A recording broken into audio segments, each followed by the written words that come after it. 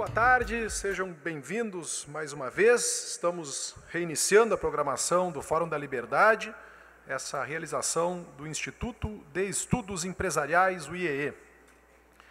A gente lembra que esse ano o Fórum debate o tema Construindo Soluções, e vamos agradecer mais uma vez aos nossos parceiros, os patrocinadores do evento, Gerdau Ipiranga Souza Cruz, aos apoiadores Celulose Rio Grandense, Fruc, Instituto Ling, Paim Comunicação, PricewaterhouseCoopers e a parceria institucional da Confederação Nacional da Indústria, da Federação das Indústrias do Estado do Rio Grande do Sul e do Grupo RBS. Temos também a parceria da FACE, Faculdade de Administração, Contabilidade e Economia, da PUC, e também a Easy Speakers. Obrigado a todos pelo apoio, pela parceria. Antes de iniciar, a gente lembra mais uma vez que esse é um evento plural, democrático, aberto, e a gente sabe que nesse ambiente todas as ideias que aqui forem expostas serão recebidas com espírito democrático, sempre com respeito e com educação. É o que tem acontecido aqui em todos os momentos. Quase todos, menos um que a gente já esqueceu, passou. Solicitamos ainda que, dentro do possível, os telefones celulares sejam desligados ou colocados no modo silencioso. Quarto painel do evento, o primeiro da tarde, aborda o tema Democracia e Estado de Direito. Compõe o palco os senhores Luiz Felipe Dávila, Ives Gandra Martins, Godfrey Bloom e Fernando Ulrich. Informo ainda que as regras do painel se mantêm as mesmas dos painéis anteriores, 20 minutos para cada um, 20 minutos para debate, perguntas por escrito. Por favor, uma salva de palmas para os nossos painelistas. Sejam todos muito bem-vindos.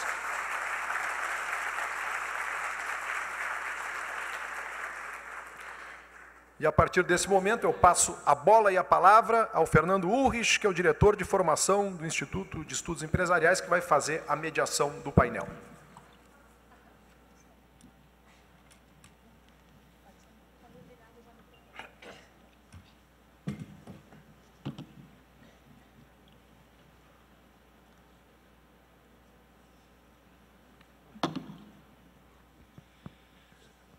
Boa tarde, senhoras e senhores. O ano de 2014 está repleto de eventos que nos levarão a refletir sobre o nosso modelo político e como aperfeiçoá-lo. As manifestações de junho do ano passado, somadas à Copa do Mundo da FIFA e ao potencial de novos protestos, certamente impactarão a opinião pública e o resultado político das eleições presidenciais deste ano. Com certeza, a maturidade da democracia brasileira e das instituições da nação será testada. Encontrar soluções à forma de organização política não é uma tarefa simples, mas, ainda assim, é fundamental. Por esse motivo, é importante trazermos perspectivas distintas, originais e, preferivelmente, globais. Em um momento delicado, em que a democracia é questionada em diversos países, sendo inclusive tema de capa da revista britânica The Economist, acreditamos que o debate gerado neste painel será de enorme valia para a sociedade. Nosso primeiro painelista, Luiz Felipe Dávila, é formado em Ciências Políticas pela Universidade Americana em Paris e mestre em Administração Pública pela Harvard Kennedy School. Luiz Felipe Dávila preside o Centro de Liderança Pública, entidade que tem como visão ser um polo provedor de soluções integradas para líderes públicos que fortalecerão as instituições e elevar a eficácia das políticas públicas no Brasil e no mundo. É autor de diversos livros, entre eles Os Virtuosos, Cosimo de Médici e o recém-lançado Caráter e Liderança. Com a palavra, Luiz Felipe Dávila.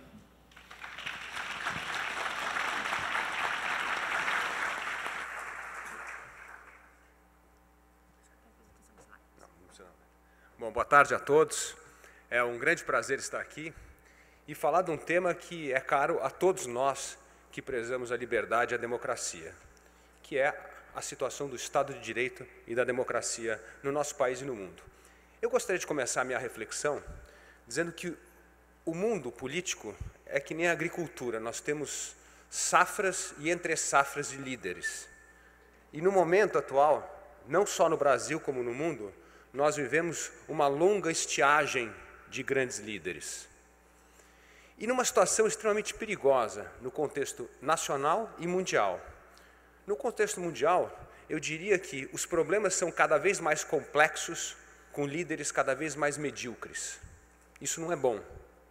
A última vez na história que isso ocorreu foi um pouco antes da Primeira Guerra Mundial, quando pequenas crises que antes eram todas resolvidas com soluções diplomáticas, começam a aumentar a tensão de tal forma que uma pequena crise que todos achavam que seria resolvida em uma semana, tornou-se o fio para o início da Primeira Guerra Mundial, que foi o assassinato do Franz Ferdinand em 1914.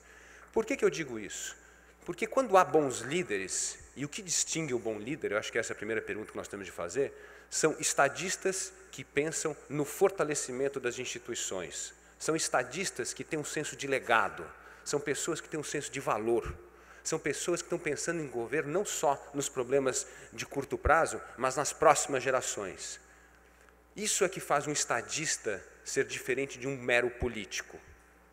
São pessoas que se dedicam ao fortalecimento das instituições. E por que fortalecer as instituições? Porque as instituições são os pilares que asseguram que, enquanto nós atravessamos fases de maus líderes, as coisas não degringolam, nós não perdemos a liberdade, nós não perdemos o Estado de Direito. Então, o fortalecimento das instituições é a função número 1 de um líder. Quando nós temos líderes que, na verdade, contribuem para a degeneração das instituições, para o descrédito das instituições, para utilizar as instituições quase que uma forma de fazer com que o seu mando pessoal seja legitimado, nós temos um momento de crise. E este é, de fato, o momento em que o Brasil passa nesse minuto. O momento que nós vivemos, há 10 anos, nós não temos uma reforma importante. Há 15 anos não se aprova uma reforma constitucional relevante.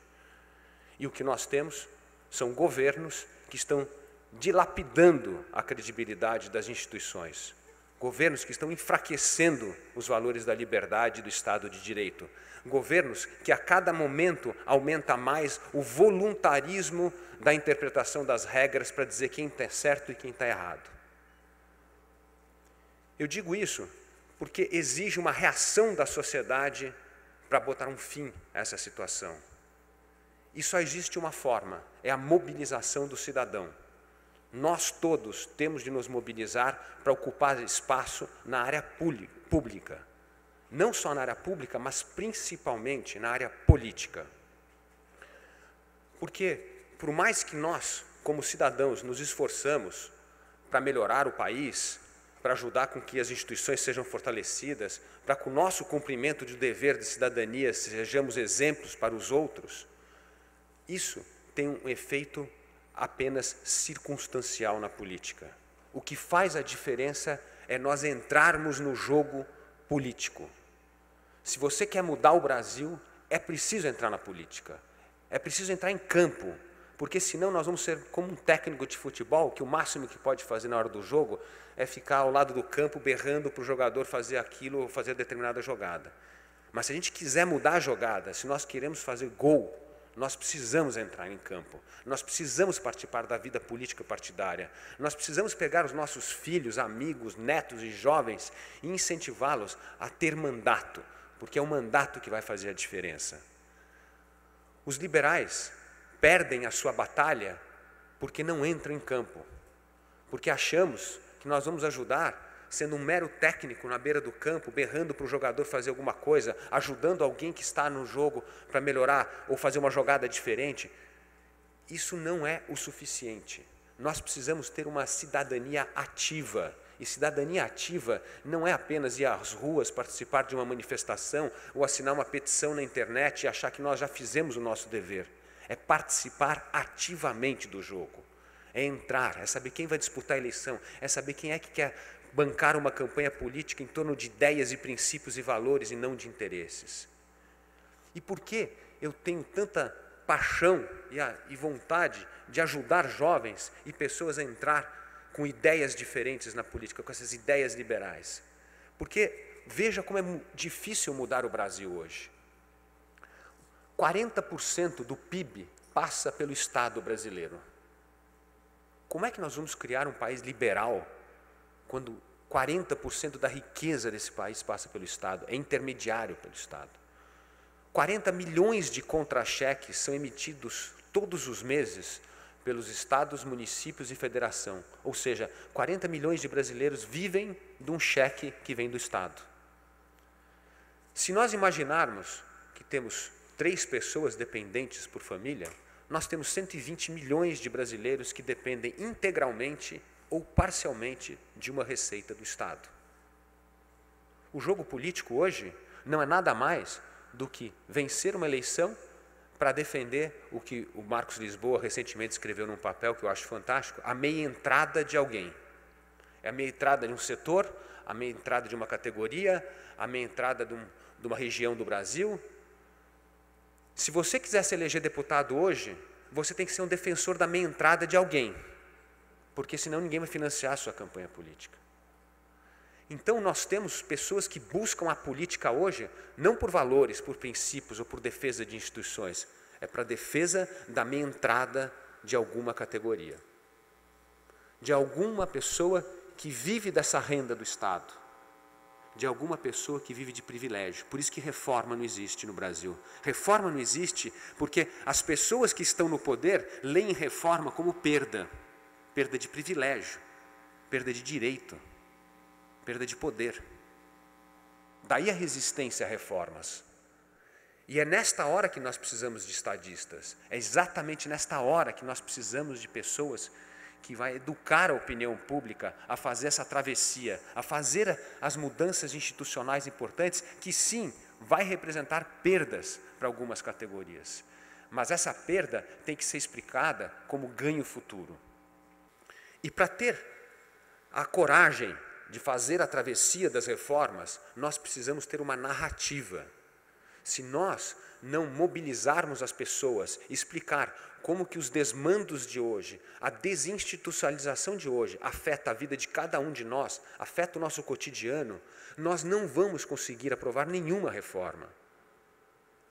A minha decepção hoje, com o quadro eleitoral no Brasil, é que eu acho que até hoje nenhum dos candidatos tem uma narrativa capaz de explicar para o brasileiro médio, para o eleitor médio, como é que todo o desmando da administração pública hoje afeta a vida deles. Como é que afeta o bolso deles? Como é que afeta o emprego? Se nós não conseguirmos explicar por que um caminhão de soja parado no porto de Santos reflete no aumento do preço da comida na gôndola, não tem conectividade com o eleitor. As pessoas não vão abrir mão da renda que tem do Estado, da proteção que tem do Estado, para fazer reformas importantes para deixarmos um país melhor para as próximas gerações. Nós temos de ter coragem de defender valores, de defender princípios e ideias, mesmo que isso seja impopular por um período. E essa coragem reflete sempre nos valores que nós prezamos. Aristóteles sempre dizia isso. O telos, o que dá o propósito, é o que vai definir o mérito.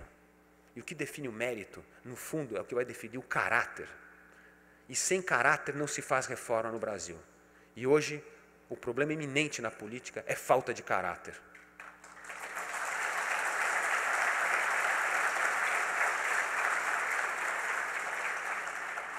É falta de caráter e é falta de coragem e determinação de pensar na próxima geração. O que nós estamos fazendo hoje que vai impactar a próxima geração? Ninguém faz essa pergunta. A pergunta é, o que eu tenho que fazer hoje para ganhar a próxima eleição? O que eu tenho que fazer hoje para acender que um direito de curto prazo seja atingido para o meu partido, ou para o meu primeiro grupo, ou para a minha tribo? Nós temos de pensar, o que faz um líder ser um grande líder, é exatamente que as suas ações hoje refletem, têm consequências para gerações futuras. Por isso, eu acredito que nós temos de ter uma narrativa. E a minha narrativa, ela é baseada em 3 pontos fundamentais para mobilizar as pessoas. A primeira é o seguinte, nós temos de ter visão de longo prazo. A visão é, o Brasil precisa crescer, no mínimo, 4% ao ano nos próximos 20 anos. Por que nós temos que crescer 4 e não 2 ou nem 10? Porque nós temos que fazer muita reforma para sustentarmos um crescimento desse tamanho. E como é que a gente explica para as pessoas que crescimento é importante? Porque se o Brasil cresce 4% ao ano, a renda do país dobra em 13 anos. A renda dos nossos filhos será 4 vezes maior que a nossa. A renda média dos nossos netos será 10 vezes maior que a nossa. Essa é uma narrativa que eu consigo pensar em sacrifícios momentâneos para deixar um país melhor para os nossos filhos. O segundo ponto na minha narrativa é que o Brasil precisa estar entre os 10 melhores países colocados no PISA nos próximos 20 anos. Por que o PISA? Porque se nós não tivermos educação de qualidade, nós vamos deixar 50% dos jovens brasileiros, hoje 48% dos jovens brasileiros não terminam o ensino médio. Como é que nós vamos crescer 4,5% se nós tivermos 50% dos jovens fora do mercado de trabalho? Se nós não investirmos em educação, nós vamos precisar de mais assistencialismo estatal para dar algum tipo de respaldo para 50% de uma juventude absolutamente sem condições de ingressar no mercado de trabalho. A educação de qualidade é algo fundamental, e isso é inverter prioridades. Hoje no Brasil gasta-se mais com 3 milhões de aposentados no setor público do que com 34 milhões de crianças de 0 a 14 anos na escola. É uma vergonha. O terceiro ponto na minha narrativa é que o Brasil precisa atrair pelo menos 4 trilhões de dólares em investimento em infraestrutura. Se tivermos isso como narrativa, nós vamos conseguir mostrar para as pessoas que é importante fazermos uma reforma tributária, uma reforma trabalhista, uma reforma fiscal, essas reformas que estão adormecidas há mais de 20 anos. Por que a reforma é importante? Porque ela é um tijolo na construção desse futuro melhor, onde os nossos filhos vão ter uma escola melhor, onde vamos atingir um nível educacional que proporcionará empregos para os nossos filhos e netos, onde a renda dos nossos filhos e netos vão ser 4 ou 10 vezes maior que a nossa. Essa é a narrativa que nós temos de ter para conectar com as pessoas, para entender por que temos que fazer sacrifícios momentâneos em troca de ganhos futuros. Se nós não fizermos disso, nós vamos ser reféns das pessoas que detêm o poder e que só estão lá para extrair renda do Estado para as suas categorias. Nós vamos ser reféns de pessoas que são os defensores das meias entradas do Brasil. Nós seremos vítimas da exploração dessas pessoas em cima de nós, que nos enxergam como vaca leiteira, cujo único objetivo é dar, por meio de impostos, dinheiro para ser redistribuído em troca de benefícios garantidos pelo Estado. Portanto, a forma de iniciar esse movimento é mobilização total, é fazer com que as pessoas entrem na arena pública, que disputem eleição, que vençam cargos, que começam a defender valores e ideias, que acabem com essa mentalidade extrativista de renda do Estado. Por isso que no Brasil hoje, infelizmente, a alternância de poder não é uma alternância tão significativa como em outros países. Porque a visão de Estado e de mercado desses partidos é muito parecida. Eles acreditam que o Estado centralizador, paternalista, corporativista, é um bem para o Brasil. É um Estado que garante a ordem, é um Estado que garante esse repasse de recursos, transferências de recursos dos mais ricos para os mais pobres. É um Estado que atua no mercado e não deixa as leis de mercado fazer com que empresários gananciosos fiquem ricos e explorem o povo. São pessoas que enxergam o mercado como um jogo de soma zero, que se o empresário ganha, o trabalhador perde. Se o investidor ganha, o consumidor perde. Essa mudança de mentalidade exigirá muito mais do que fóruns, do que discussões, do que debates. Exigirá engajamento físico. Temos de ir não para a rua, para o parlamento. Temos de ir para o governo municipal. Temos de ir para os governos estaduais, federal. Nós temos de ocupar espaço na administração pública. É a única forma de impactar a mudança no país. Por isso, eu acho muito importante, no Fórum da Liberdade, que nós debatamos ideias, que tem essa visão plural, mas nós temos de pensar na ação política, na ação por meio dos partidos. Quando eu converso com os jovens, eu vejo que eles acham que é possível hoje fazer política que não seja convencional, e convencional é por meio das instituições. Eu digo, vocês estão criando uma ilusão. Política é feita por quem tem mandato. Política é feita por quem tem voto. E é isso que nós temos de fazer. Nós temos que encorajar os nossos filhos, netos, amigos, jovens, a entrar nesse jogo e fazer a diferença. Nós já temos hoje um respaldo impressionante dessa nova classe média que surge no Brasil, que é uma classe média que batalha pelo seu trabalho, que quer abrir o seu negócio, que é altamente taxada pelo Estado e que, por não ter serviço público de qualidade, é obrigada a gastar um pouco da sua poupança em contratar serviços privados para poder ter alguma coisa de qualidade, alguma educação de qualidade, alguma saúde de qualidade, alguma previdência de qualidade. Mas nós precisamos de um político que chega um dia aqui e fala assim, precisamos todos nos engajar na reforma da Previdência, porque este modelo previdenciário que está aqui, vocês todos jovens que hoje estão contribuindo para pagar a aposentadoria dos velhos de hoje, no dia que vocês se aposentarem, vai ter zero para vocês. O sistema estará quebrado, falido. O que nós estamos fazendo hoje é quebrando os cofrinhos que esses jovens estão bancando a previdência de uma turma que, quando eles se envelhecerem, quando eles chegarem a hora deles se aposentarem, não terá um centavo para eles. No Brasil, nós temos que começar a falar, nessa agenda liberal, dos trade-offs, os custos dos trade-offs. As pessoas precisam ter consciência que uma política energética irresponsável, que está gerando mais de 30 bilhões de reais de prejuízo para a gente, isso vai se transformar em mais custo para elas, em mais imposto, em alimento mais caro. Nós temos de aumentar, o líder tem de educar a opinião pública e não doutrinar, como é feito hoje.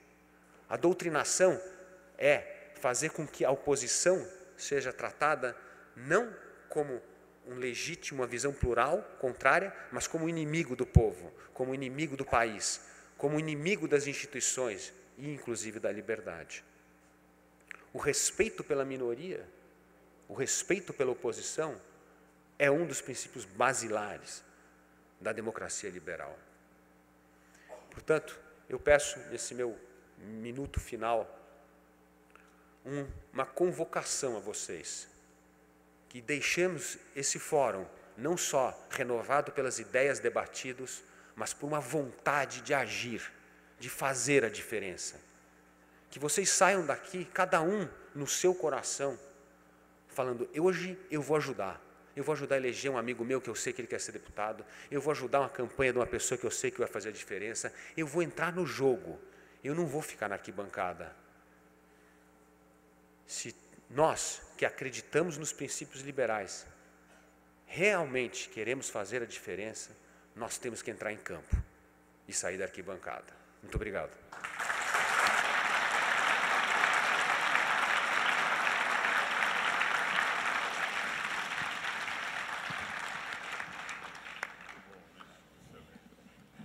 Agradecemos a participação inicial do senhor Luiz Felipe Dávila no painel que aborda o tema Democracia e o Estado de Direito no 27º Fórum da Liberdade. Ouviremos a seguir as considerações do senhor Ives Gandra Martins, que é bacharel em Direito pela Universidade de São Paulo, na qual também se tornou especialista em Direito Tributário e Ciência das Finanças. Também é doutor em Direito pela Universidade Mackenzie, vencedor do Prêmio ESSO do 4º Centenário de São Paulo, presidente e professor do Centro de Extensão Universitária, perito e conferencista da Escola Superior de Guerra e Permanente da ADESG São Paulo, membro do Conselho Consultivo do IBMEC Law, membro do Conselho Técnico da Confederação Nacional do Comércio, professor emérito da Universidade Mackenzie, professor da Escola de Comando e Estado-Maior do Exército e da Escola Superior de Guerra, e presidente do Conselho Superior de Direito da FEComércio São Paulo. Com a palavra, Ives Gandra Martins.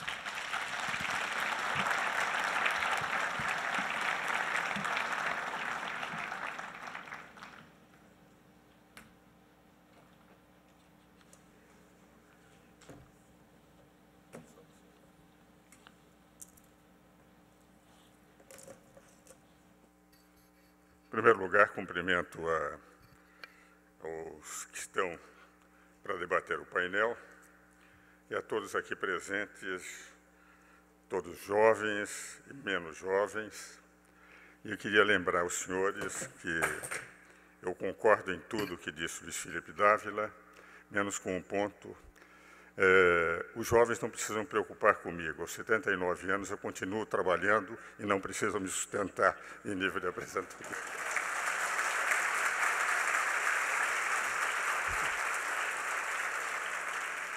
Eu gostaria de dividir a minha exposição de 20 minutos em 3 partes breves. A primeira um pouco doutrinária de science fiction, lembrando 3 livros e um filme.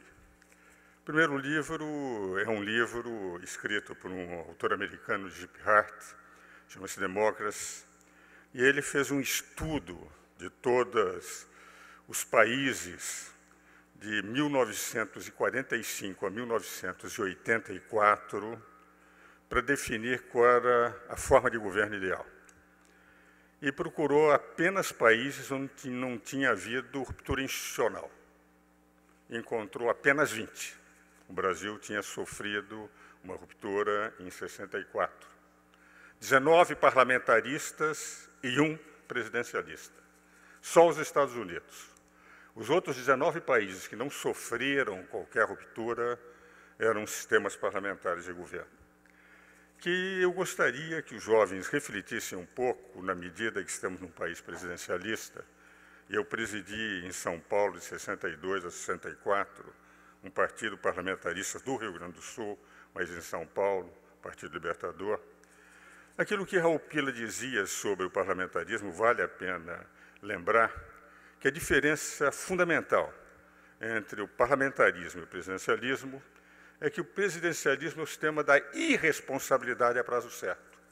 Eleito um irresponsável, sem o trauma de um impeachment, tem que se aguentar o irresponsável, e nós estamos hoje pagando muito por determinadas irresponsabilidades de presidentes que têm projetos equivocados e que nós terminamos a ter que suportar. Irresponsabilidade a prazo certo. E o parlamentarismo, por isso é que as nações estáveis são parlamentares de governo, é o sistema da responsabilidade a prazo incerto, porque eleito um irresponsável, afasta-se através, sem trauma nenhum, de um voto de confiança e se pode constituir novos governos. Então, valeria a pena, novamente, os jovens, pelo menos estudarem, porque o momento mais estável da democracia brasileira, porque tínhamos um sistema monárquico constitucional que foram 49 anos de estabilidade institucional, foi com o sistema parlamentar no tempo do Império. Segunda lembrança que eu gostaria de trazer para a reflexão dos jovens é um livro também muito interessante de um autor que nem em tudo eu concordo, mas nesse ponto eu estou absolutamente de acordo, que é John Rawls, não na teoria, uma teoria de justiça, mas no Democracia e Liberdade, em que ele diz que as democracias se fazem com teorias não abrangentes. A democracia é uma convivência de teorias não abrangentes, de teorias diferentes, de teorias que se chocam, mas de teorias que têm que conviver. Sempre que uma teoria é abrangente em matéria política, nós caminhamos para a ditadura. Vê-se, por exemplo, os nossos parceiros no Mercosul. O bolivarismo. São teorias abrangentes. São teorias tão abrangentes que nós verificamos que quem não pensa como eles são automaticamente afastados. Lembra-me os filmes, e eu tenho 700 episódios dessa série do Star Trek, quando esses viajantes do espaço encontram povos diferentes, um deles é os Borgs. O que são os Borgs? É um povo meio homem, meio máquina. E é um povo que, quando conquista, tem 2 finalidades: o aniquilar o adversário ou assimilá-lo. Quem não pensar igual não poderá continuar vivo. E eu tenho a impressão que nessas teorias abrangentes do Rawls, muitas vezes nós temos a filosofia dos Borges, a filosofia daqueles que acham que a sua teoria é a única certa e, quando estão para perder o poder, usam de todos os estratagemas, de todos os esquemas, de todas as formas políticas e não políticas, com esquemas de força para calar os adversários. Nós estamos vendo na Venezuela o que está acontecendo, o que aconteceu em Cuba. Me impressiona quando eu vejo líderes brasileiros em atos de adoração como se fossem para deuses, cada vez que vem a figura de Fidel Castro, que assassinou 17 mil pessoas em paredão sem julgamento. Me impressiona. São essas teorias abrangentes que são contrárias ao Estado de Direito e à democracia. E um terceiro livrinho, esse fui eu que escrevi, portanto não tem a expressão dos outros, chama-se Uma Breve Teoria do Poder. E analisando o poder desde a sua origem, das primeiras tribos, etc., uma das características do poder é que as instituições elas podem ser fortes, mas elas não resistem a líderes carismáticos. Os melhores países, com as melhores instituições, se aparecer alguém com intenção e com liderança, sem oposições, criadas pelas instituições, ele termina mudando as instituições pro domo sua, em causa própria. Vimos, inclusive, na Europa, na Alemanha, na Itália, países altamente civilizados, como isso aconteceu, e no século XIX, mesmo na França, quando Napoleão III, eu não digo Napoleão I, mas já num período em que nós estávamos com a democracia predominando nos países europeus, a presença de um Napoleão III que consegue mudar as instituições porque não encontra oposições. Se nós não encontrarmos formas de fortalecer oposições, nós corremos sérios riscos de, por mais anticorpos que tenham a nossa democracia, a nossa Constituição, as nossas instituições, de vê-las gradativamente serem minadas por aqueles que assumem o poder e calam os adversários.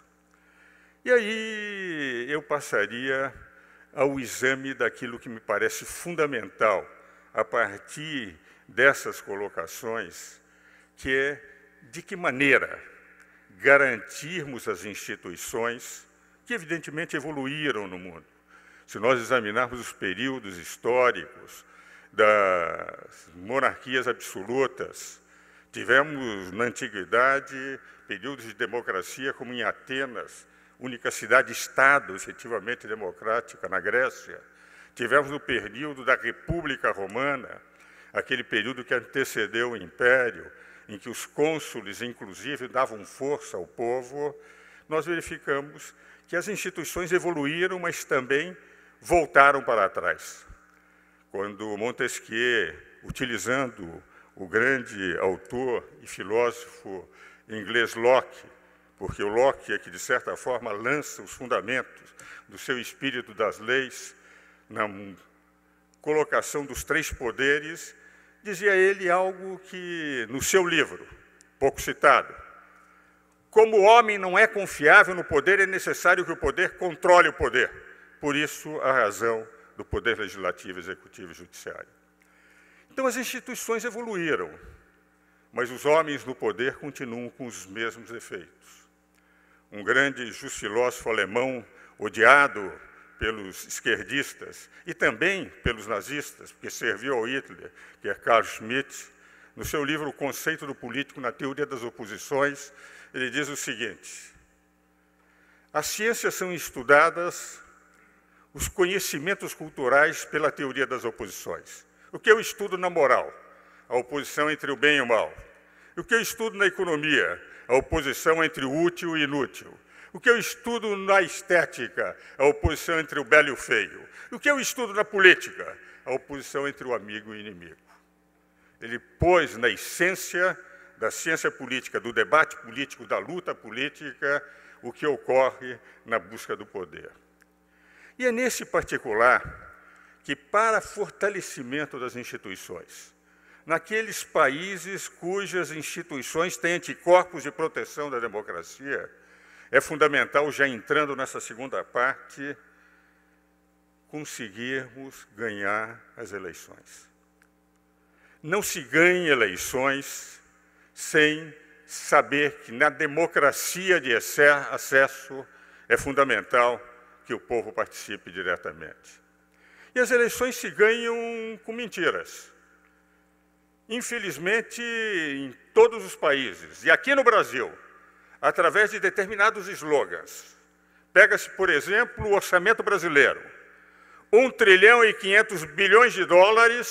de reais foram os tributos arrecadados no ano passado.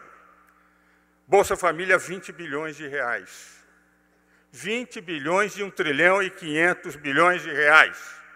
20 bilhões com 13 milhões de eleitores multiplicados pelos familiares.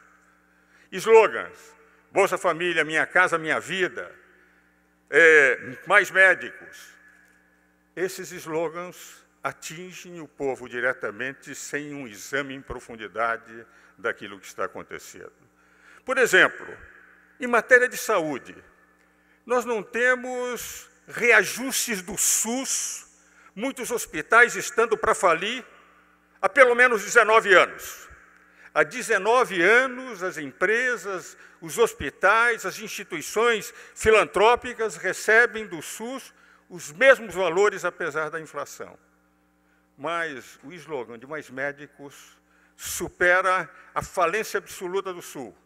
E com isto, evidentemente, passam a ter um cabo eleitoral extraordinário. Nos países em que nós não temos o parlamentarismo, em que vivemos do presidencialismo, na busca de um homem só, de uma pessoa só que dirige, os slogans na democracia de acesso que o presidencialismo é, e não nas democracias estruturais, que são as democracias parlamentares, nós verificamos que os slogans elegem. Mesmo a crise monumental que a Venezuela está passando, é uma crise que, se os senhores examinarem, é uma crise em que Maduro tem pelo menos metade da Venezuela, onde falta tudo, mas por alguns slogans, por algumas quirelas dadas ao povo, o povo reagiu favoravelmente e os choques se fazem entre a parte coerente, conhecedora das necessidades de transformar o país mais rico do mundo em petróleo e falido economicamente num país com possibilidades, e os outros que recebem aquilo que Luiz Felipe Dávila apresenta como meras quirelas e que, entretanto, do ponto de vista de eleição, terminam elegendo aqueles que, enfim, disputam com teses populistas, com marqueteiros que formam imagens diferentes daquela que os candidatos têm, os seus presidentes, aqueles que irresponsavelmente terão um prazo certo para governar o país. Temos que pensar, dizia outro dia no Conselho Superior de Gestão da Saúde em São Paulo, que não adianta o governo Alckmin, eu pertenço ao Conselho da Secretaria, não adianta o governo mostrar tudo o que tem feito, os atendimentos, as consultas, os hospitais, os leitos disponíveis, se não encontrar slogans. Um slogan como mais médicos surte mais efeitos eleitorais do que toda obra que é apresentada, mas que não chega ao coração do povo, razão pela qual essa segunda parte eu gostaria que os jovens pensassem. Ganham-se eleições com teses corretas, com valores, mas se não se encontrar a forma de atingir aqueles eleitores com slogans que chocam, que penetram, que ferem, evidentemente fica muito mais difícil. Então, não há democracia no presidencialismo, que é uma democracia de acesso, se não se utilizar desse esquema, de se procurar também valorizar com slogans que penetram, que facilmente são compreendidos, o coração dos eleitores, aqueles menos intelectualizados, que, entretanto, formam a grande maioria do povo. E aí eu entro na terceira parte de um Estado ideal das reformas que nós precisamos, se a sociedade pressionar os governos para que a burocracia não continue inviabilizando o crescimento desse país. Monteiro Lobato dizia que se ou a saúva mata o Brasil mata a saúva. Eu diria, o Brasil mata a burocracia vai terminar matando o Brasil. Nunca houve tantos impedimentos, tantos elementos de retirada de competitividade. Essa própria medida provisória 627, que é aprovada, tira a competitividade das empresas brasileiras, a carga tributária. Tudo isto faz com que nós tenhamos que realmente pensar em conquistar e ganhar as eleições, procurando atingir diretamente o coração do eleitor, mas fundamentalmente apresentando para aqueles que podem compreender de uma forma palatável, compreensível, as reformas que o Brasil precisa. A primeira delas, de longe, é a reforma tributária. Se nós não entrarmos, não compreendermos que o Brasil, com uma carga tributária de 37% em crescimento, porque o ajuste fiscal que ter-se-á que fazer em 2015 exigirá, porque o governo não diminuirá a sua máquina burocrática, um aumento da carga tributária superior às 3 maiores economias do mundo, que são Estados Unidos, China e Japão, porque é uma carga tributária sem prestação de serviços públicos e que, de certa forma, sustenta apenas estruturas esclerosadas da burocracia, nós dificilmente vamos conseguir avançar. Participei da comissão do Senado, indicado pelo presidente Sarney, 13 cidadãos, inclusive do Rio Grande do Sul, Nelson Jobim, Everardo Maciel, Fernando Rezende, Luiz Roberto Barroso. Apresentamos 12 anteprojetos, de emendas constitucionais até resoluções de Senado, para serem discutidas. Tínhamos, como prometeu o presidente Sarney, na época que era presidente do Senado, que nós iríamos repensar o Pacto Federativo. E repensamos.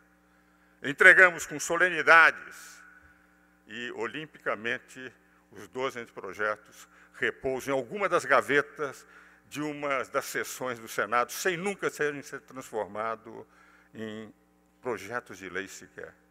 O que vale dizer, a burocracia dificulta. E a carga tributária brasileira é uma carga condicionada pela carga burocrática, que o custo em investimentos de obras sociais no orçamento da Federação Brasileira é um custo muito pequeno. O resto se perde nos meandros, gerando, evidentemente, aquilo que nós vemos diariamente pelas páginas dos jornais, o que eu chamo de a corrupção endêmica do sistema federativo e presidencial brasileiro. Reforma trabalhista.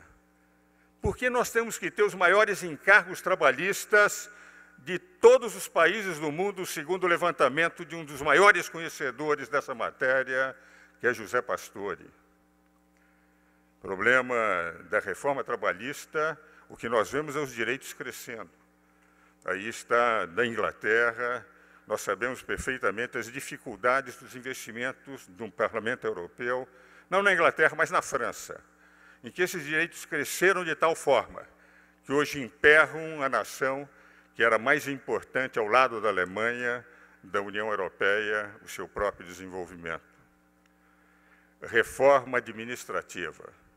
Se nós não começarmos a pensar em racionalizar todos os 3 poderes, inclusive o poder onde eu atuo, que é o Poder Judiciário, em que nós criamos uma Constituição adiposa com méritos no equilíbrio de poderes, mas adiposa demais para sustentar, um país com 93 milhões de ações em curso no Poder Judiciário, e em que os próprios assessores dos ministros é que decidem, para juiz de primeira instância, o concurso é de uma dificuldade monumental.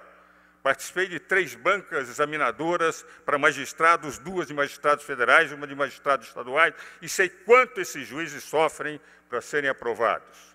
Examinei mais de 8 mil candidatos para aprovar menos de 100 em 3 concursos. Mas quando se chega nos tribunais superiores, com este avalanche, os que decidem são não concursados assessores, que, por melhores que sejam, não prestaram concursos, e são eles os verdadeiros julgadores da esmagadora maioria das questões. Poder Judiciário, Poder Legislativo. Nós criamos uma federação diferente daquela federação que nos Estados Unidos. Quando nos Estados Unidos se criaram o Senado e a Câmara dos Deputados, o Senado era para que todas as 13 colônias tivessem igualdade de representação na federação.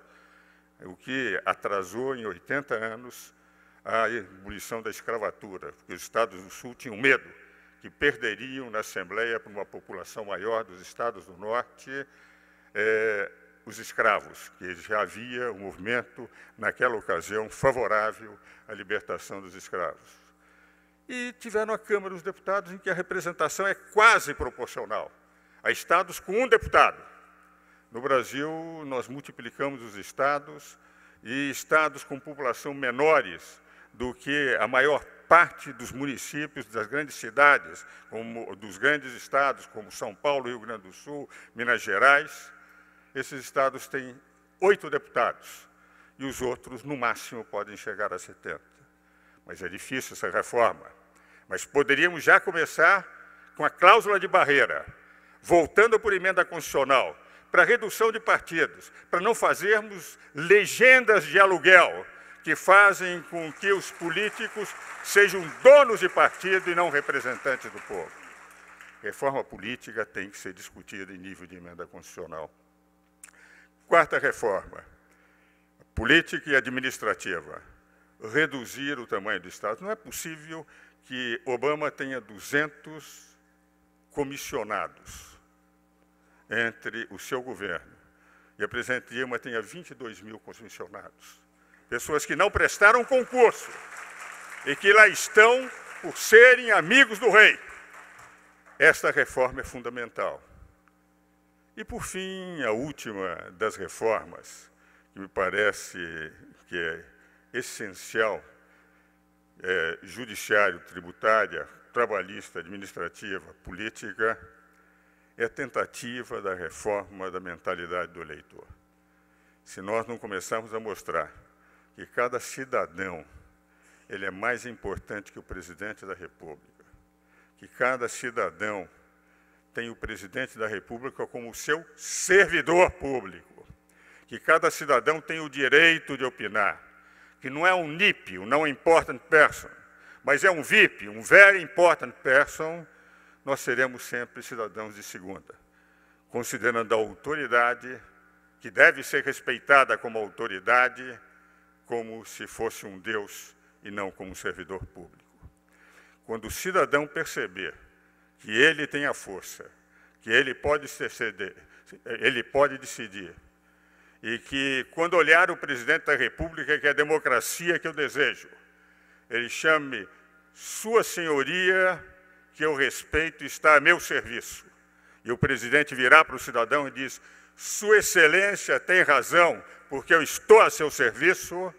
Essa democracia, em que o povo respeita as instituições, respeita as autoridades que leva, mas tem voz ativa, e não seja apenas chamado para pôr o seu voto, e a partir daí não tenha mais nenhuma influência no governo, é a democracia que precisamos. Mas para isto, a sexta grande reforma, que são os doutrinadores, fóruns como esse, aqueles que têm preocupação com o país, com a cidadania, é que tem que fazer. Fazer com que nas escolas todos aprendam a ter espírito cívico. Porque se nós não conseguirmos mudar a mentalidade do eleitor, desde os bancos escolares, todas as instituições, por mais bonitas que sejam, serão apenas science fiction numa realidade que continuará a ser como esta. Mas como aos 79 anos eu ainda creio no futuro do Brasil, eu luto para que nós tenhamos essas 6 reformas e principalmente a última, a mudança de mentalidade do cidadão brasileiro, que é aquele a quem é destinado todas as instituições e todos os serviços públicos. Muito obrigado.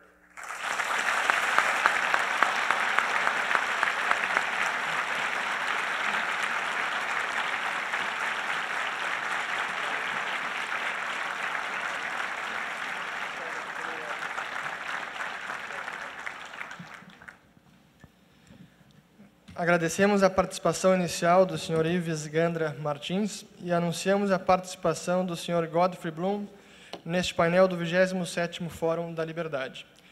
Godfrey Bloom é membro do Parlamento Europeu, começou sua carreira em Londres em 1967. Durante 35 anos, trabalhou com serviços financeiros, setor no qual foi agraciado com prêmios internacionais. Em 2004, aposentou-se da gestão de investimentos para fazer parte do Parlamento Europeu de forma independente, representando Yorkshire e North Lincolnshire.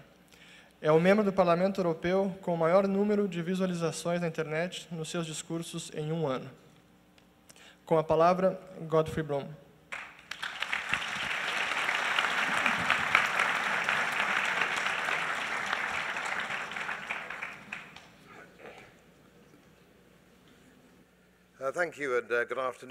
Muito obrigado.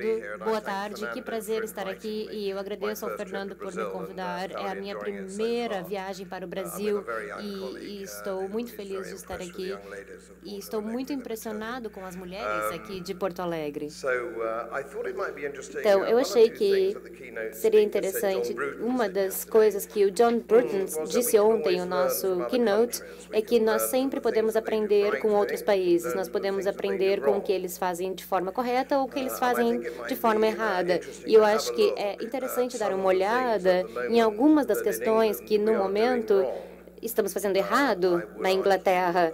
E eu diria que há muitas questões relacionadas à lei. Vamos dar uma olhada, por exemplo, nisso, pela questão da lei. O que é a lei? Para que é a lei? A lei existe para proteger os cidadãos dos déspotas, dos políticos.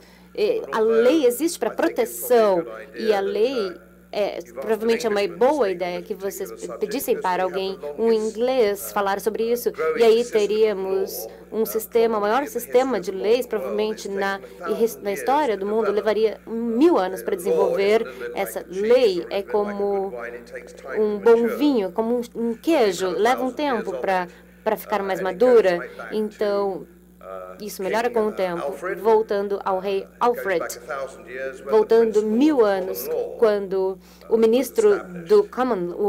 princípio do Common Law foi estabelecido. Common Law é um sistema judicial que nós tínhamos antes, porque ele era, na minha opinião, na minha opinião, não é possível para ninguém que crie uma lei por si só. Não importa o quanto inteligente ou capaz essa questão possa parecer, esse sistema do Common Law, ele usa a sabedoria desse sistema, e você olha para esse presidente e você dá a ele toda essa sabedoria. Mas com isso, apesar de que muitas coisas pareciam ser novas, eles usam formas já utilizadas. Então, nós tivemos uma oportunidade com o Common Law para olhar a este período de tempo, para saber o que aconteceu antes e utilizar essa sabedoria incrível dessa geração. Então, eu sou um apoiador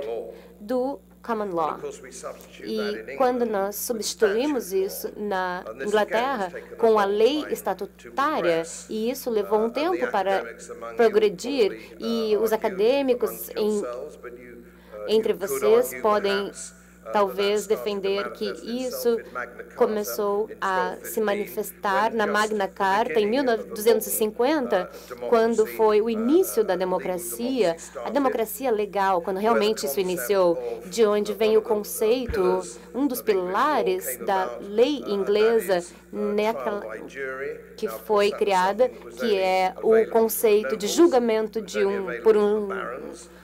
por jurados, e aí vem o conceito na Magna Carta de 1250, que não durou por muito tempo na época, mas voltou e se tornou parte por um tempo.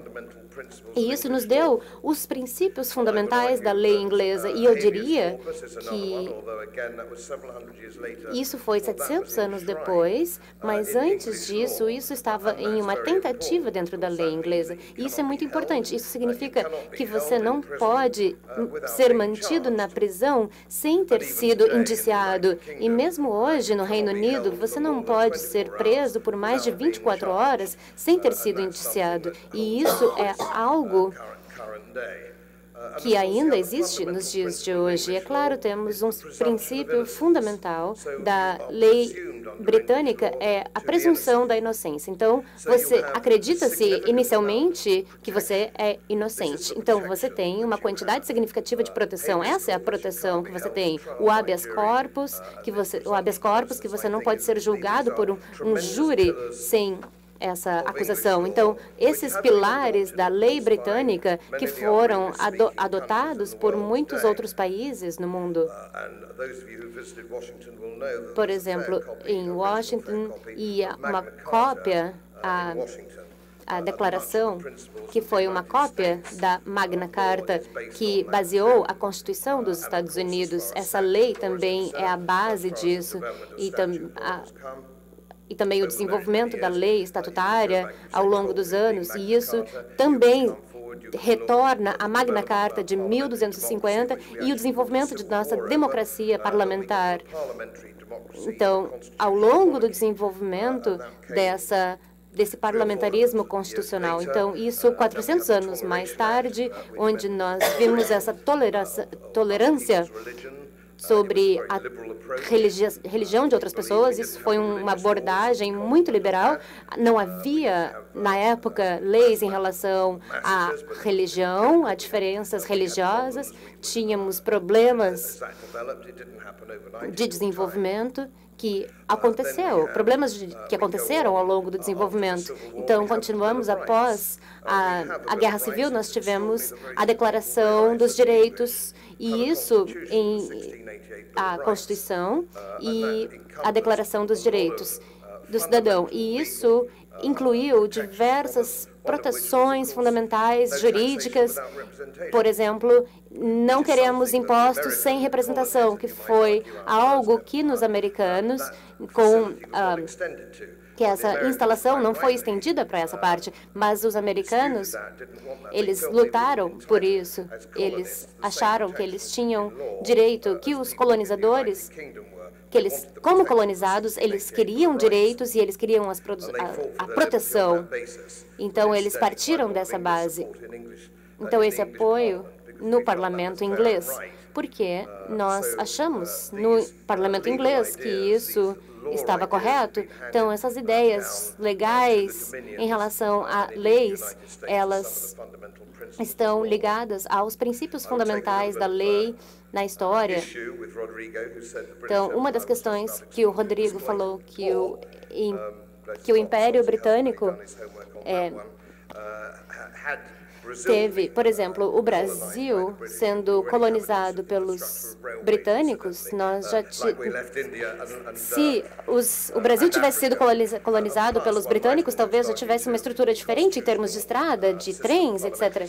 Então, esse sistema parlamentar de governo, que isso foi depois do nosso império na África e em outras questões, mas na Índia, como nós temos uma das maiores democracias no mundo. Então, o Império Britânico se estendeu dessa forma. Então, não faríamos assim. Essas questões são muito importantes. Esses pilares fundamentais da lei, nós também temos outro princípio que eu acredito ser extremamente importante, é que nenhum parlamento pode fazer uma subscrição parlamentar. Ou seja, você vota no seu representante, que estará na House of Lords. Eles têm esse manifesto com as pessoas e vai dizer, bom, eu vou fazer isso, vou fazer aquilo, e aí eles são eleitos, e aí eles são julgados. Na próxima eleição, se eles fizeram, ou se eles não fizeram, ou se é algo que não aconteceu, ou se eles disseram que iam fazer alguma coisa e não fizeram, então vocês podem usar isso na próxima eleição. E raramente eles fazem isso porque sabemos que os políticos... Então, é uma monarquia constitucional que funciona bem, que levou anos e anos para ser desenvolvida. E como isso poderia dar errado? Nós temos uma democracia parlamentar, uma monarquia constitucional e temos um sistema desenvolvido de lei que é reconhecido como um dos melhores no mundo. Mas como tudo isso deu errado? Onde isso deu errado? O problema que nós temos é que nosso conceito de lei e os princípios da lei inglesa, Eles foram deixados de lado. Algo mais terrível chegou já de alguns anos atrás, que se chama o Ato de Permissão, o Enabling Act. E essa é a forma como os políticos subcontratam a lei dos estados. Então, você não tem direito a essa proteção da lei na questão principal. Então, se você é um bancário ou um assassino, então você tem essa proteção do habeas corpus, você tem direito a um julgamento por um júri, então você ainda tem esse pilar fundamental nesse sentido. Entretanto, nós temos algo na Inglaterra chamado é um departamento governamental que ele envolve os políticos. Então, é só para os políticos. A pessoa normal não tem acesso a esse tipo de julgamento ou essa presunção de inocência. E é claro que se você tem por exemplo, uma multa por excesso de velocidade, você tenta recorrer, é quase impossível. Então, é como uma máquina de fazer salsicha. E você passa por isso, você não consegue, dentro do sistema, encontrar uma solução. Então, dentro desse sistema de lei, você não recebe isso na sua vida diária. Tem outros exemplos?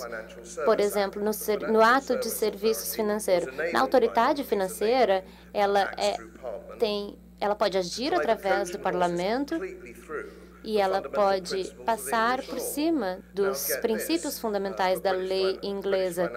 Mas para serviços britânicos, o SFA, eles têm um livro de regras de 4 milhões de palavras e é interpretado literalmente pela autoridade de serviços financeiros de uma forma subjetiva. Eles dizem, olha, nós achamos que isso significa tal coisa. Então, eles dizem, bom, significa tal coisa, nós interpretamos assim e acabou. Então, é muito subjetivo. E eles, então, eles podem encontrar nos seus infringimentos todos os procedimentos que são alinhados. E aí, senhoras e senhores, se vocês acreditarem, eles mantêm as multas. Eles mantêm as multas. Então, é realmente uma corrupção da lei inglesa. E, assim, é a organização que domina a indústria dos serviços financeiros na Inglaterra, que é responsável por algo como 14% do PIB. Então, a lei inglesa está totalmente fora dessa... por exemplo, a questão, as agências de reforço agricultural, que é uma agência de agricultura, e eles estão fora da situação da lei. Vocês podem ter lido sobre isso 2 anos atrás, quando uma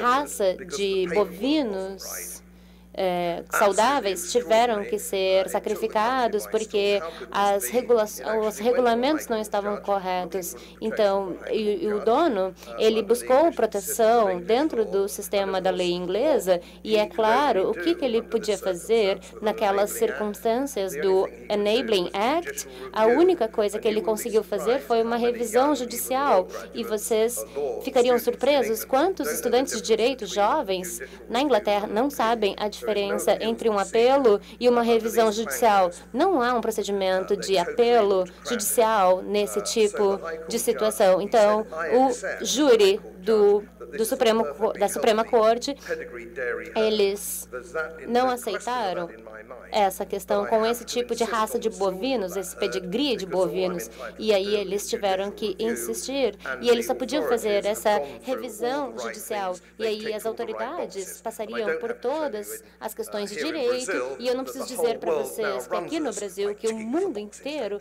agora adora colocar coisas em pequenas caixinhas e segmentar tudo. Dentro das agências de governo, e isso não é diferente no governo da Inglaterra. Acreditem em mim, isso não é diferente da Inglaterra. Então, dessa forma, nós tivemos a lei sendo deixada de lado e estamos apoiando, na verdade, esse outro sistema fora dos princípios da lei inglesa. Então, o que o John Bruton não falou, Talvez seja bom para a Irlanda, mas na União Europeia tem um sistema legal totalmente diferente. Às vezes é chamado como Código Napoleônico, e isso é pré-inscrito. Então, isso pode dizer o que você pode fazer, não o que você não pode fazer, que é parte do sistema legal. Então, para os jovens, por exemplo, sua vida familiar nos princípios da lei inglesa, quando você vai para casa, você tem o seu quarto e os seus pais estão dizendo o que vocês não podem fazer. Por exemplo, vocês não podem chegar depois das 10 da noite, fazer isso, fazer aquilo. Então, é uma série de coisas, mas nisso vocês reconhecem que isso está em diferentes espaços. Isso é o sistema legal britânico. E o Código Napoleônico, ele não é pré-definido. Ele te diz o que você pode fazer. E aí ele é totalmente dentro desse sistema da lei comum na Inglaterra, pela Declaração dos Direitos, até 97, nós tínhamos a mesma quantidade de leis de 97 até os dias atuais. O meu parlamento autorizou 2.000 leis. 2.000 leis. Autoriza 2.000 leis por ano. E quando eu estava em Washington, o ano passado, eu tive o privilégio de falar de um dos chefes da corte do Tribunal Superior Americano, e ele disse, bom, as leis não deviam ser tão difíceis de serem feitas. Vocês não precisariam fazer algo como se fosse uma máquina de salsichas.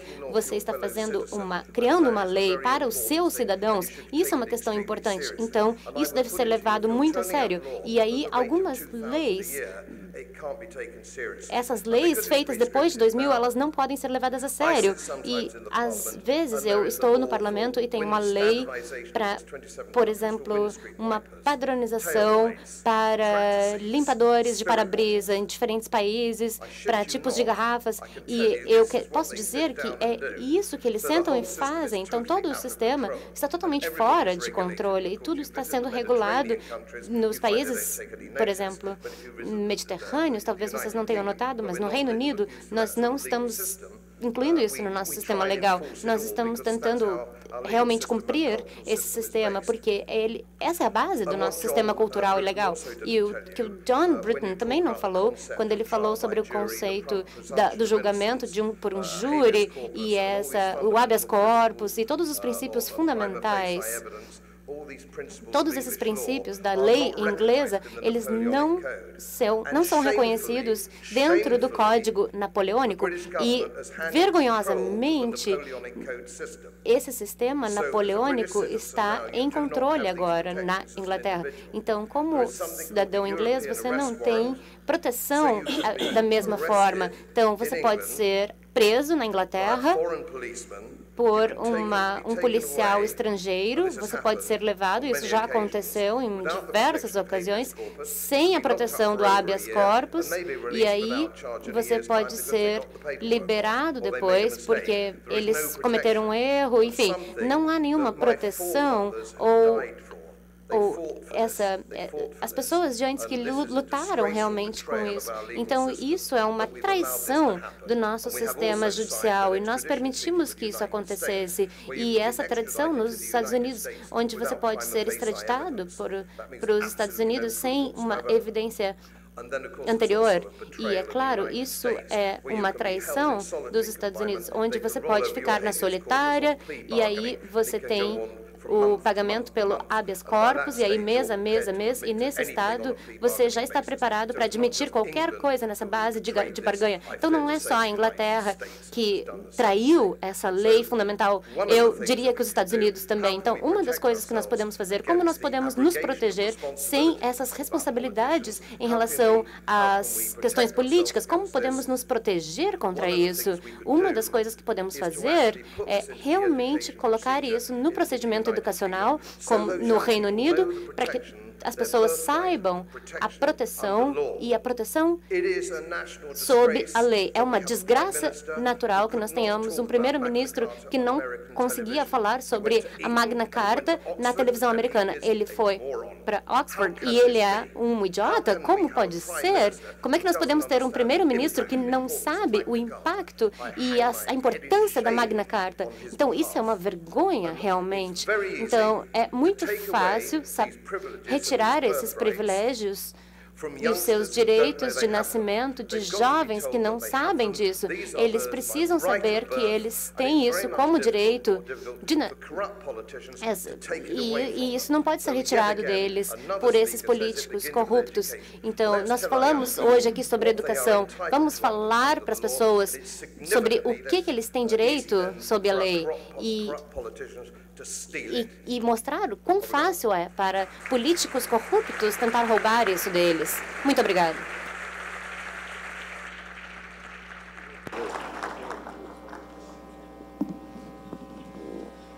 Agradecemos a contribuição inicial do Sr.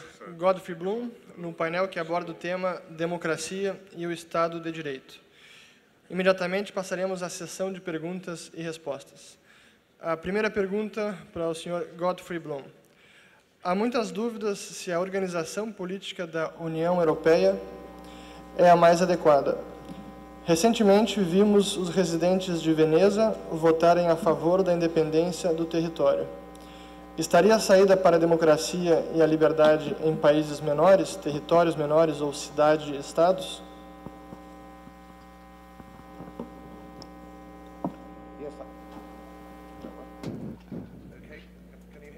Certo, me escutam? Bem,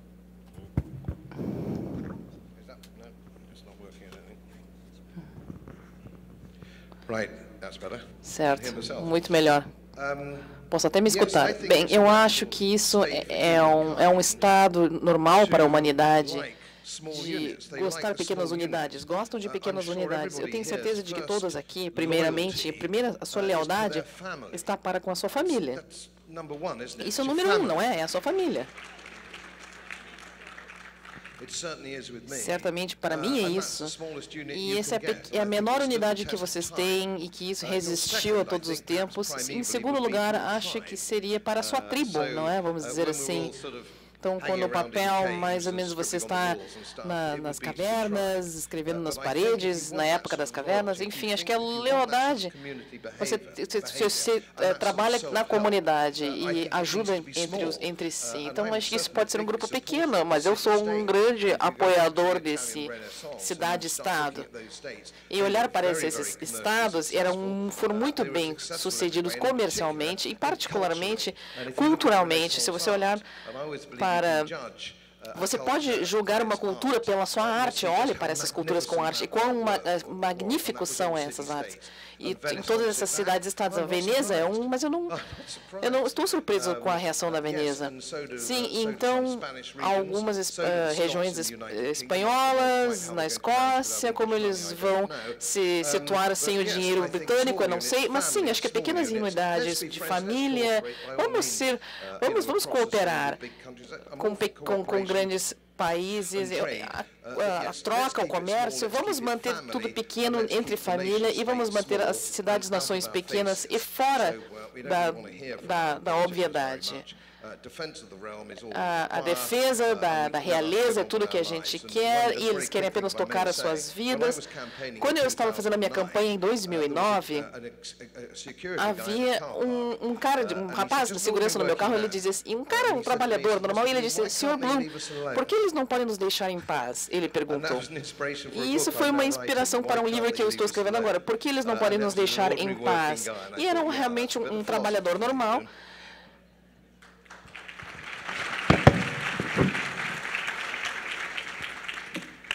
Próxima pergunta, Luiz Felipe Dávila. Como convencer quase 50 milhões de pessoas, ou 1/4 da população brasileira, que recebem benefício do Bolsa Família, direto ou indiretamente, a votar contra a mão que os alimenta? É uma excelente pergunta.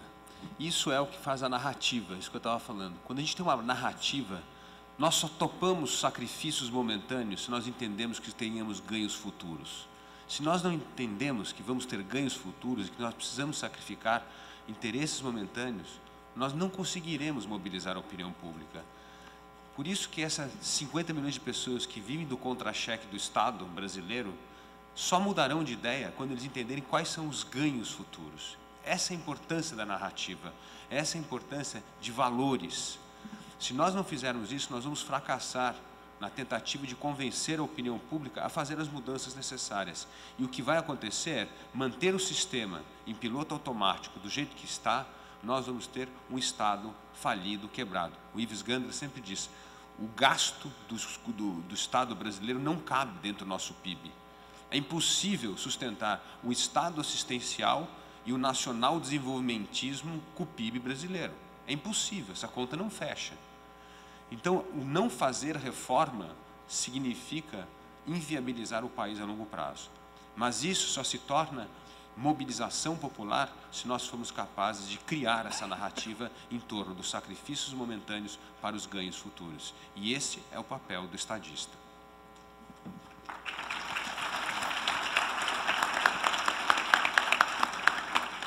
A próxima pergunta, ao Ives Gandra Martins.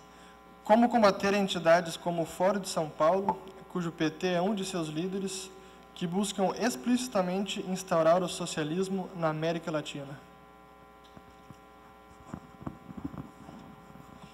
O Fórum de São Paulo é interessante como todas as linhas mestras da política definidas no Fórum de São Paulo, aqueles que hoje detêm o poder, defenderam, inclusive a partir do presidente Lula, que foi participante do Fórum de São Paulo. E a ideia era utilizar efetivamente a democracia no sistema gramsciano para conseguir o poder e depois implantar. Daí os senhores percebem a linha que foi adotada de nós termos 3 acordos comerciais com Israel, Egito e Irã e ficarmos prisioneiros do Mercosul em função de entenderem os detentores do poder no momento que Venezuela, Bolívia, Equador representam aquilo que é o pensamento deles. Vê-se, inclusive, que grande parte daqueles que participaram no Fórum de São Paulo, quando guerrilheiros, eles atuavam, foram preparados em Cuba. Queria até nos dar um dado. Ontem, Fernando Lara Mesquita, que é muito amigo do Dr. Jorge Gerdau, escreveu um artigo muito bom no Estado de São Paulo, mostrando que toda essa campanha, que é teleguiada, teledirigida, Comissão da Verdade, as Comissões da Verdade, foram mortos pelo regime militar 429 pessoas. Nós temos, na verdade, e muitos em combate, os que foram mortos durante aquele período de guerrilha, aquilo que em 2 dias e meio acontece de mortes em acidentes no Brasil inteiro. Foram mortos pelos guerrilheiros, alguns com atos terroristas, com bombas soltas em shoppings, 119 pessoas. O que vale dizer, eles mataram também, as comissões de verdade não procuram. Como eles, entretanto, pretendem impor um regime, fizeram da guerrilha um grande negócio. 40 e poucas mil pessoas estão recebendo 3 bilhões e 400 milhões de reais de indenizações por terem perseguidos no governo militar.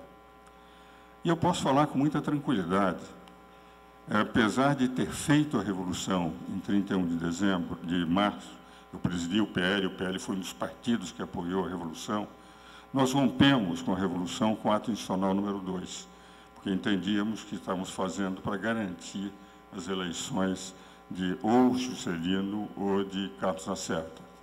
No dia 13 de fevereiro, se os senhores forem a todos os jornais do Brasil, foi pedido pelo ministro Delfim Neto, em função de eu advogar por uma empresa, o confisco dos meus bens e a abertura de um IPM. Os jovens não sabem o que era IPM naquela época, em 69. Iam para o DOI-CODE e desaparecia. Felizmente, ministro da Justiça, que tinha sido meu professor. Quando o processo chegou lá, ele viu que eram os honorários advocatícios que eu tinha declarado para o imposto de renda que justificaram o pedido e mandou arquivar o pedido. Minha advocacia, durante 3 ou 4 anos, quem é que ia a um escritório de advogado que estava com um pedido de IPM do regime militar em 69? Eu tive 3 ou 4 anos de muita dificuldade, já com 6 filhos. Os senhores não podem imaginar o que foi aquele período. Nem por isso eu pedi indenização, porque a geração de hoje não tem que pagar esses 3, 4 bilhões que está pagando para 40 pessoas que fizeram um negócio e não fizeram o que estavam interessados. Isto eu coloco para mostrar que esses que estão querem exclusivamente o poder, para instalarem aquilo que está rigorosamente sendo seguido em relação ao Fórum de São Paulo. E a prova inequívoca do que isso está sendo feito, não por todos o governo, não por todos que são da esquerda, não por todos aqueles, mas por uma parte radical daqueles que participam do governo, instalar algo semelhante à Venezuela, Cuba, Bolívia, o Equador. Essa é a razão pela qual o Brasil não progride. Colômbia, México, todos estão fazendo acordos bilaterais com todos os países do mundo. E nós estamos proibidos por causa de estarmos vinculados ao Mercosul, que eu chamaria de Mercocuba, porque, na prática, é esta mentalidade que está dominando. Essa é a razão pela qual eu, pessoalmente, tenho receio. Se esta ala radical, que eu confesso não é de todos da esquerda, não é de todos que estão no governo, mas é uma ala bastante acentuada dentro do governo, que tem a mentalidade do Fórum de São Paulo, é uma ala perigosa. Por isso é que eu digo, uma democracia se faz ganhando as eleições.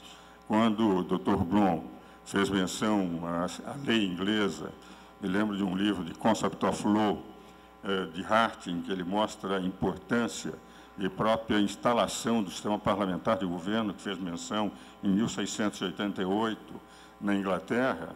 Na prática, eles tiveram uma longa tradição, como ele apresentou, da evolução democrática. Mas para nós termos, para que consigamos essa evolução, nós temos que eliminar as saúvas da nossa democracia, que são aqueles que pensam como Fórum de São Paulo. E isso é função, é trabalho de todos os jovens que estão aqui, que são esses jovens que, evidentemente, não nós, já estamos, enfim, olhando para a eternidade, mas vocês que vão construir uma pátria terão que fazer. Temos que, efetivamente, saber que não é apenas uma retórica a existência do Fórum de São Paulo. Eles estão infiltrados no governo e desejam implantar aquelas teorias, e isso tem que ser combatido.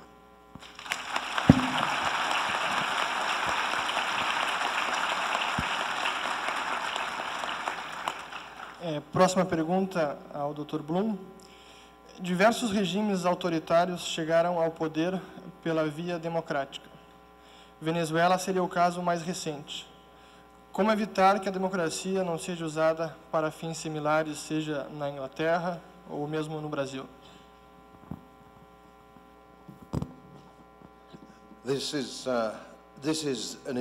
Isso é uma pergunta muito difícil e acho que talvez eu não seja qualificado para respondê-la, mas eu escrevi um artigo um tempo atrás.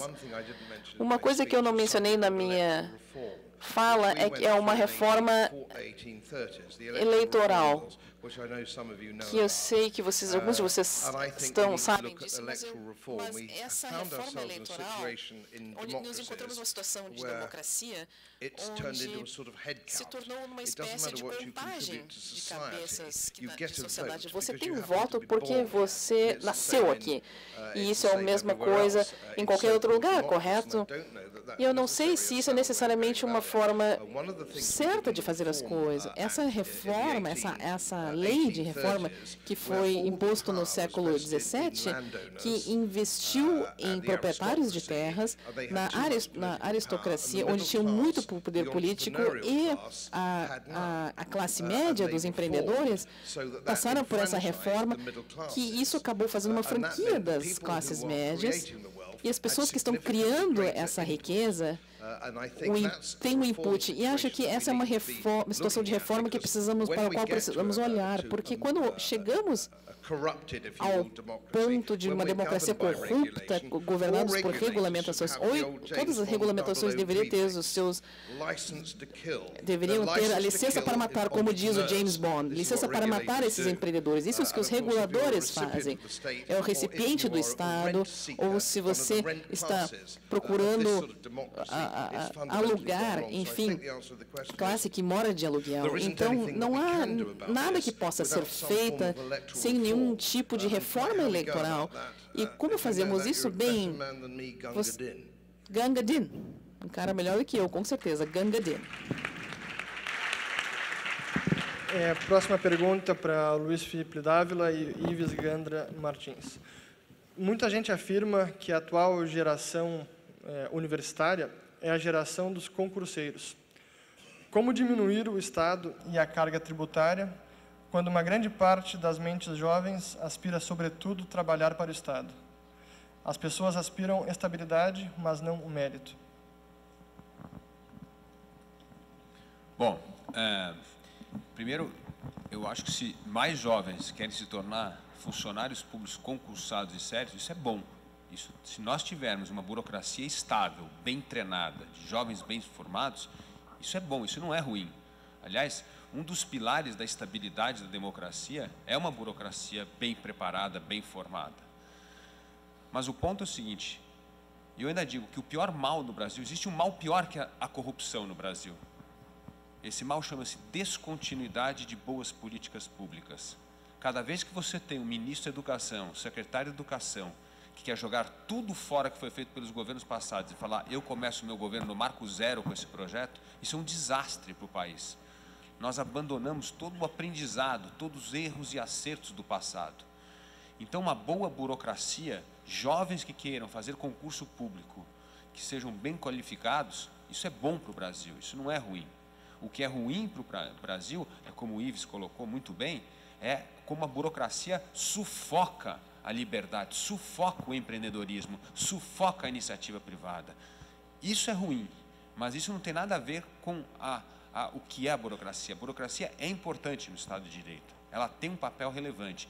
E quanto mais nós atrairmos jovens bem formados e bem qualificados para servir a burocracia, significa que nós podemos diminuir esses cargos comissionados.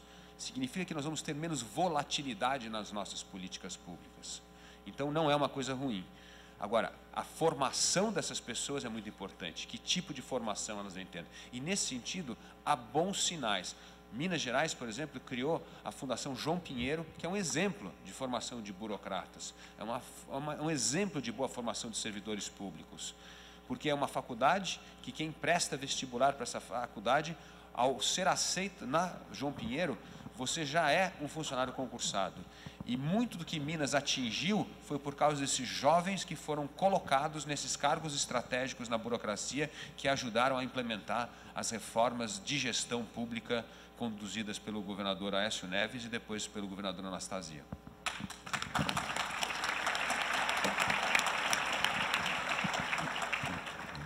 Nos meus 2 minutos e 41 segundos que tenho, eu queria dizer o seguinte. Em primeiro lugar, uma explicação. Apesar de o Delfim ter pedido o confisco dos meus bens e a abertura do IPM, o meu baú de ressentimentos nunca teve fundos. Nós temos 5 livros escritos e fundamos uma academia juntos depois para mostrar que se podem superar os problemas quando as pessoas... Ele me dizia que a raiva naquela época era uma raiva técnica e não propriamente... Mas esse problema de burocracia me preocupa muito em relação aos jovens. Eu, como parlamentarista, sei que o parlamentarismo depende de uma burocracia profissionalizada.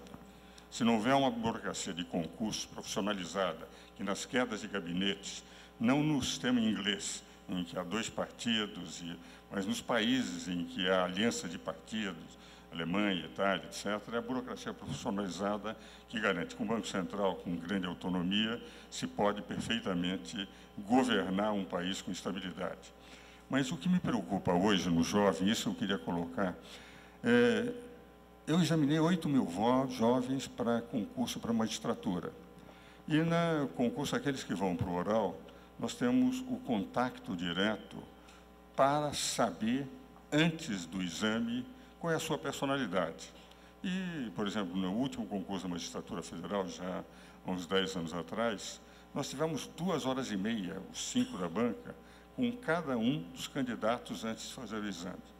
E o dado interessante é que todos eles tinham feito concurso para Ministério Público, Advocacia Geral da União, agente fiscal, delegado, onde entravam, ficavam. O que demonstra que menos do que a vocação, eu tenho vocação para magistrado, pelo menos no Ministério Público, o que importava era exatamente isso, a segurança, o que leva a pessoa a praticamente querer, no momento que entra no serviço público, ter já uma aposentadoria provisória e definitiva a partir do momento em que será um cidadão de primeira categoria e não de segunda, como aqueles que sofreu o risco do desemprego, de terem que enfrentar a vida, que terem criatividade para crescerem, o que faz que esta mentalidade que ultimamente foi, de certa forma, implantada em todos os concursos públicos, de que nós vamos abrindo, criando um número enorme de potencialidades. Os concursos públicos sempre têm, eu disse, para menos de 100 magistrados que eu aprovei.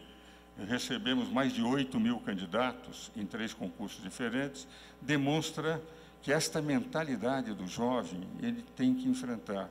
Que se nós passarmos a ter mentalidade do jovem que sai da faculdade e pretender já entrar no concurso público para estar seguro até o fim da vida, quase como se já entra com mentalidade de aposentado.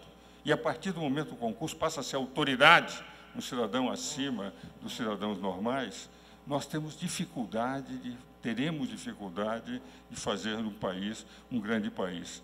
Porque é na criatividade dos jovens, é na criatividade do segmento privado, é na criatividade daqueles que podem criar coisas novas, como nós vemos nos governos que estão crescendo, nesses jovens que entraram na informática, todos aqueles que hoje fizeram a revolução da informática no mundo, eram jovens quando iniciaram. Se nós não pusermos num jovem brasileiro, que eles têm que correr o risco da iniciativa privada, têm que correr o risco, porque eles poderão ir muito mais longe do que terem um emprego assegurado na carreira pública, apesar de válido o concurso público, muito mais do que os comissionados, porque passamos a ter uma burocracia profissionalizada, nós não vamos criar um grande país. Nós só criaremos um grande país quando os jovens aceitarem o desafio de que precisam efetivamente criar. E a criação se faz fundamentalmente, não na carreira pública, mas na iniciativa privada. Isso é que eu gostaria que os jovens, da mesma forma que eu, como advogado jovem, enfrentei sozinho, sem tradição familiar, como meus irmãos na música, não tinham tradição familiar, enfrentaram, eu estou absolutamente convencido que o Brasil crescerá quando os jovens pensarem mais na criatividade, na iniciativa privada, do que em concurso público, apesar de válidos os concursos públicos, muito mais de cargos comissionados.